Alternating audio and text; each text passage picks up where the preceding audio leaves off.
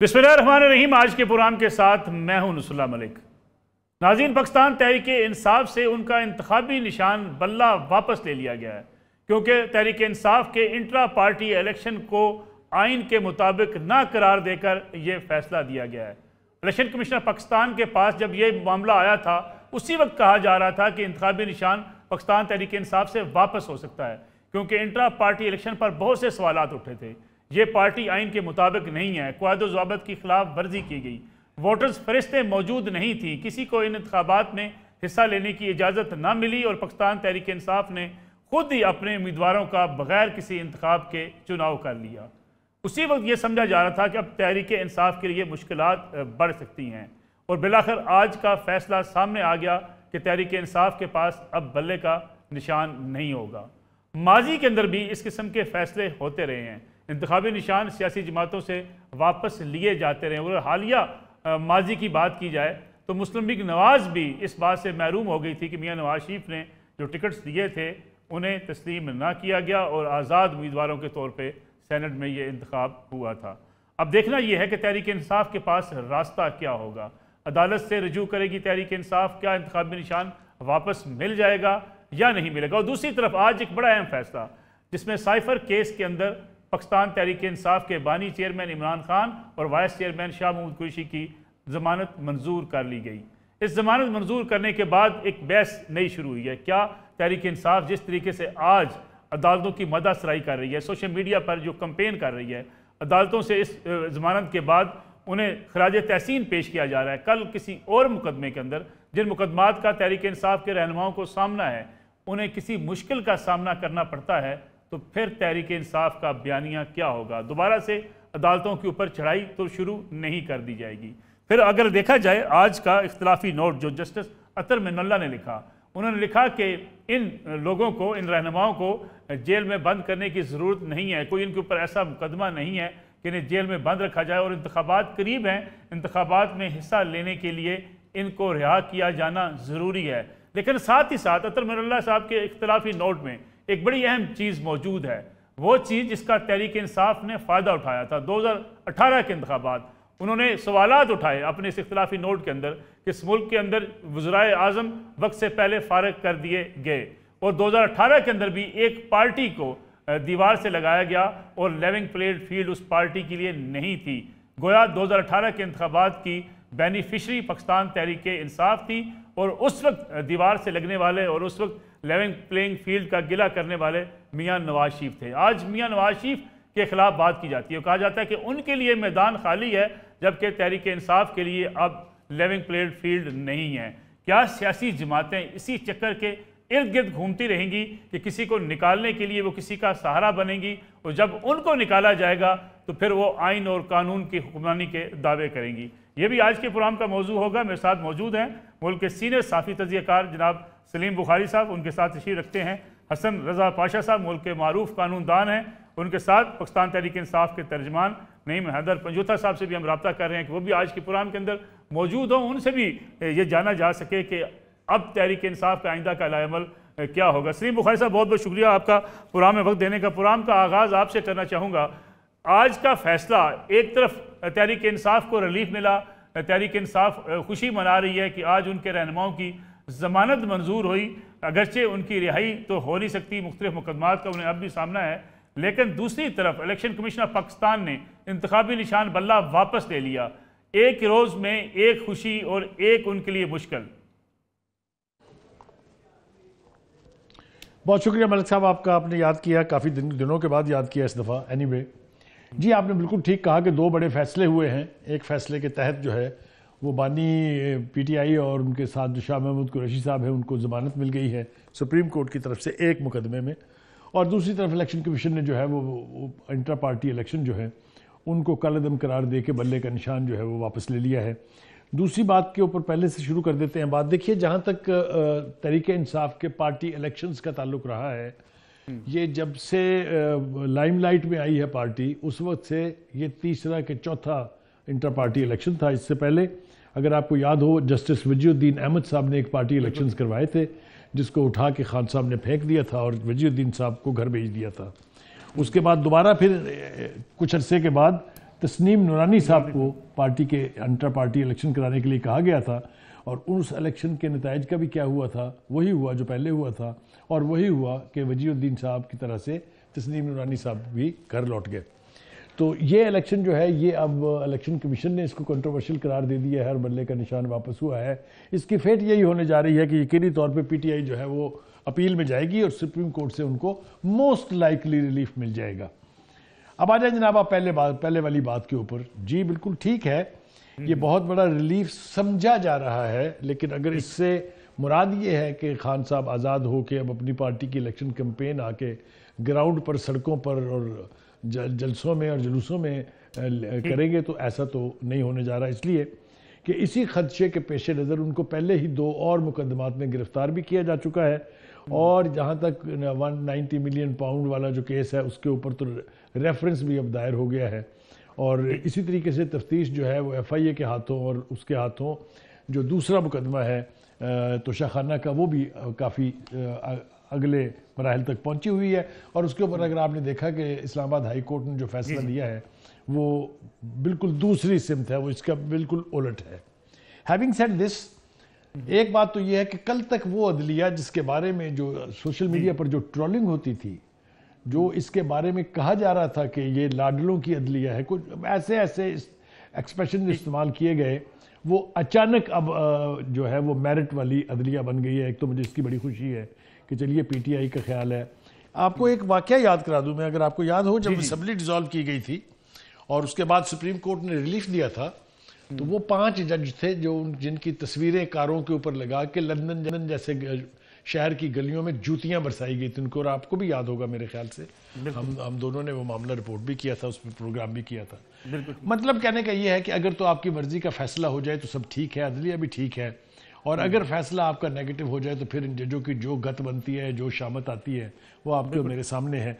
असल मसला ये है कि इस वक्त लेवल प्लेइंग फील्ड की जो बात की जा रही थी, उसके हवाले से अगर आप देखें तो सुबह का फैसला जो है वो एक बहुत बड़ा फैसला है कि एक गुंजाइश निकाल दी गई है कि नहीं जनाब, आला अदलिया जो है वो लेवल प्लेइंग फील्ड जो है इसके मुतालबे को तस्लीम करती है, और ये दीजिए जी हमने तो आपको रिलीफ दे दी है। बट जैसा मैंने पहले कहा, क्या बाकी के जो मुकदमात है 2 जिनमें उनकी गिरफ्तारी है, उसमें भी उनको फौरी रिलीफ मिलने जा रहा है कि नहीं, ये मेरा ख्याल है we have to wait for a little while, इससे पहले कि ये फैसले सामने आए। नहीं, मेहतर पंजूथा साहब, बहुत शुक्रिया आपका प्रोग्राम में वक्त देने का। आज का फैसला, इलेक्शन कमीशन ऑफ पाकिस्तान का फैसला, बल्ले का निशान वापस हो जाना, अब पीटीआई के पास कानूनी रास्ता क्या होगा और क्या रिलीफ मिलने का इम्कान नजर आता है आपको अदालतों से? जिस किस्म के इंट्रा पार्टी इलेक्शन हुए थे उस पर उसी वक्त कहा जा रहा था कि ये इंट्रा पार्टी इलेक्शन कलअदम करार दिए जा सकते हैं। पाकिस्तान तहरीक इंसाफ ने इतनी जल्दबाजी में ऐसे मामलात क्यों छोड़े कि बिलाखिर उन्हें जो है ये इलेक्शन जो सारा कलअदम करवाना पड़ा? बहुत शुक्रिया जी। बात यह है कि आज अदर मनल्ला साहब ने बाकायदा तौर पर जब सुप्रीम कोर्ट में समाअत हो रही थी तो उस वक्त ये दौरान समाअत ये रिमार्क्स दिए कि जब पाकिस्तान में किसी और जमात के साथ इस तरह से नहीं डील किया गया तो सिर्फ पीटीआई के लिए ऐसा क्यों है। दूसरी बात ये रह गई कि हमने 2022 के अंदर भी अपने इंटर पार्टी इलेक्शन जो है वो आइन के मुताबिक करवाए। इसी तरह 2023 के अंदर दोबारा जब हमें कहा गया तो हमने करवाया। हालांकि जो कार्रवाइयां इलेक्शन कमीशन में चलती रही हैं हमारे खिलाफ, हम ये कह रहे थे कि हमें नोटिस जो मिला था उसके अंदर ये मेंशन नहीं था कि आपके इंटर पार्टी इलेक्शन ठीक नहीं हुए, लेकिन उसके बावजूद 71 डेज फैसला महफूज रख के और ये कहना कि आप इलेक्शन करवाएं, हम फिर चले गए। इस वजह से चले गए क्योंकि हमें पता था कि हम उस ऑर्डर को चैलेंज करेंगे तो हाई कोर्ट में हमें जल्दी रिलीफ नहीं मिलने वाला। उसके बावजूद हमने उस ऑर्डर को चैलेंज किया और हमें रिलीफ नहीं मिला। इलेक्शन कमीशन ने दोबारा ये कह दिया कि आपके इलेक्शन ठीक नहीं हुए। इलेक्शन हमने अपने आइन के मुताबिक करवाए। हमने एक शेड्यूल जो था, जो रिक्वायरमेंट थी, वो भी हमने अनाउंस किया 29 तारीख को। हमने जगह, हमने वक्त, हमने हर एक शख्स को दावत दी कि कोई भी आके कर सकता था, लेकिन क्योंकि कोई उम्मीदवार आया नहीं और ये जो एक लोग प्लांट किए गए थे ये भी मुकर्ररा वक्त गुजरने के बाद आए और सिर्फ उस एक प्रोपेगेंडा करने के लिए जी कि हमें बिल्कुल जो है शामिल होने की इजाजत नहीं दी जा रही। हालांकि बड़े अच्छे तरीके से सेंट्रल सेक्रेटेरिएट में दोस्तों ने इनके साथ डील किया, किसी ने इनके साथ कोई मिसबिहेव नहीं किया। हालांकि ये पीटीआई के मेंबर भी नहीं थे, अकबर बाबर टाइप के लोग, और उसके साथ साथ आप देखें कि 14 लोग जो हैं वो दरखास्त लेकर चले गए कि हम मेंबर हैं। वहां पर जब बाहर निकलते हैं तो उनके दरमियान ही जो उनके वर्कर्स बनाए गए हैं वो कहते हैं जी कि हमें तो नून लीग के फलाने बंदे ने भेजा था। तो प्लांट करके ये लोग लाए गए कि सिर्फ बल्ले का निशान छीनने के लिए बदनीति ये थी कि बल्ले का निशान छीना जाएगा तो शायद उससे जो वोट है इमरान खान का खत्म हो जाएगा। लेकिन वोट तो इमरान खान का इंटेक्ट है, वोट तो खत्म नहीं हो सकता ना कभी भी।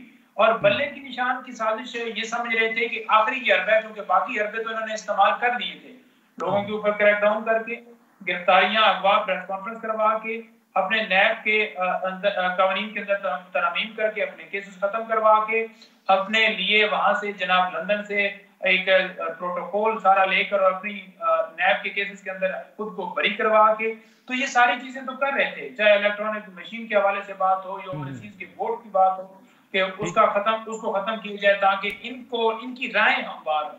तो वो बात दुनिया जानती है, कौम जानती है कि ये किस तरह से आना चाहते हैं, लेकिन ऐसे आया नहीं जा सकता।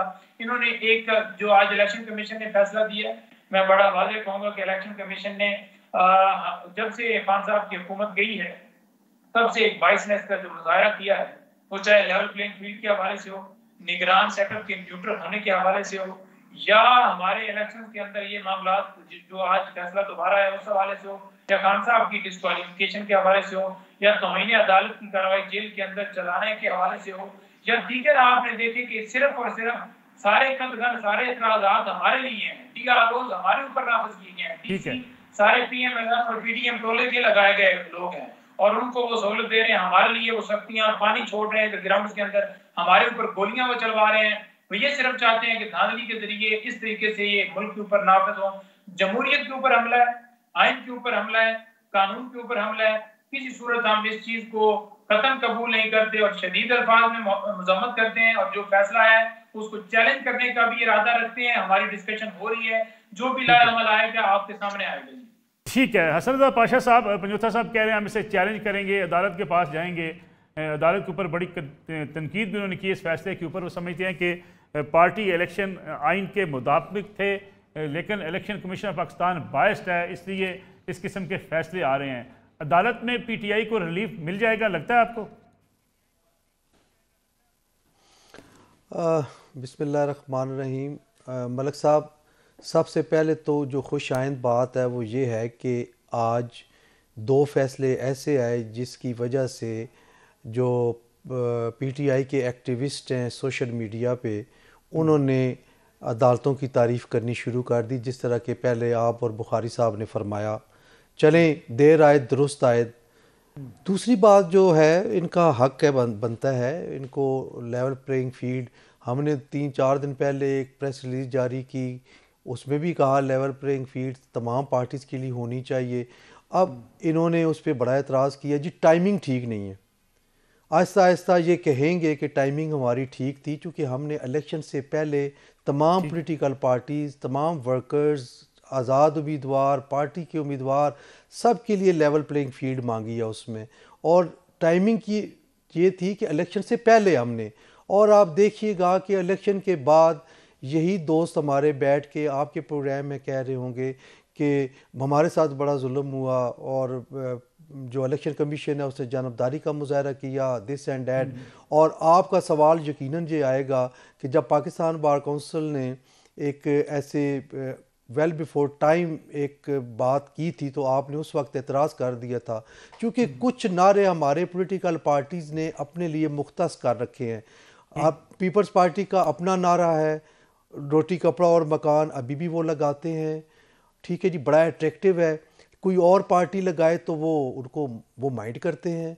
मुस्लिम लीग नून का भी अपना नारा है, वो कोई और पार्टी लगाए मोटरवे की बात करे तो उनको भी बुरी लगती है।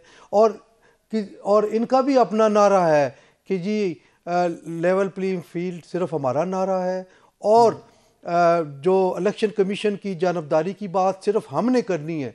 अगर कोई और करेगा, हमारा बयानिया वो चुरा के ले जाएगा, तो इलेक्शन के बाद हमारे पास एतराज़ और बात करने वाली कोई गुंजाइश नहीं बनी। तो मैं समझता हूँ कि ये सारी चीज़ें ख़त्म होनी चाहिए मलिक साहब। और इलेक्शन कमीशन को भी सोचना चाहिए कि एक बड़ी पॉलिटिकल पार्टी है, इनको मौका दें। लेकिन एक चीज़ बड़ी अहम है कि जब भी बात की जाती है ये कहते हैं नून ने भी ऐसे किया है, पीपल्स पार्टी ने भी ऐसे किया है, लेकिन सबसे अहम बात जो है वो ये है कि पाकिस्तान की आवाम ने तहरीक इंसाफ को चेंज के नाम पे वोट दिए हैं। आप यकीन करें वो लोग भी वोट देने के लिए आए थे 2018 में जिन्होंने ज़िंदगी में कभी वोट नहीं दिए और चेंज के नाम पे आए और एक ऐसी सोच लेके आए कि अब हम जिसको हुकूमत दे रहे हैं वो मुल्क में बिल्कुल चेंज लेके आएगा। फिर क्या हुआ? चेंज नहीं हुई और इन्होंने भी इलेक्शन उसी अंदाज में कराए जिस अंदाज में पीपल्स पार्टी, नून, JUIF या जो बाकी पॉलिटिकल पार्टीज करती रही है। वो कहते हैं कि हमारी सारी पॉलिसियों के बावजूद अब भी हम पॉपुलर हैं। नहीं देखिए मलिक साहब, ये हर पार्टी कहती है। आप अगर शेख रशीद से सुने तो वो भी कहे गए कि मेरी पार्टी सबसे पॉपुलर है, हालांकि वो एक सीट उनकी होती है या 2 सीटें होती हैं और वो भी कोलेशन पार्टनर के साथ मिलकर होती हैं। कहने का मतलब ये है कि जब ये चेंज के नाम पे आए हैं, इनको चाहिए था, इनको 20 दिन मिले थे और इनको पता था कि हमें टारगेट बनाया जा रहा है और हर पूरी कौम को नज़र आ रहा था कि इनको टारगेट बनाया जा रहा है। तो इनको चाहिए था कि इलेक्शन इस अंदाज में इंट्रा पार्टी के कराते कि कम से कम कोई चीज़ नज़र आती, दूसरी पार्टियों से डिफरेंट नज़र आने, तब्दीली की कोई चीज़ नज़र आती। अफसोस इस चीज़ का है कि तब्दीली का नाम लेके ये आए लेकिन तब्दीली ना ला सके। ठीक है पाशा साहब, मुझे एक छोटी सी कमर्शियल ब्रेक लेनी है, वापस आते हैं। ब्रेक के बाद तो बात करेंगे सुप्रीम कोर्ट के आज उस बड़े अहम फैसले की जिसमें पाकिस्तान तहरीक इंसाफ के दोनों बड़े रहनुमा जमानत तो पा चुके हैं लेकिन बाहर आते दिखाई नहीं देते।